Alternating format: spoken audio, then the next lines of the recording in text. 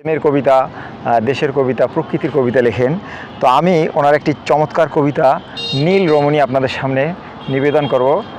আসলে এটি অত্যন্ত চমৎকার কবিতা। আপনারা শেষ পর্যন্ত শুনলেই বুঝতে পারবেন যে আসলে উনি কত রোমান্টিক একজন কবি। শুরু করছি নীল রমণী।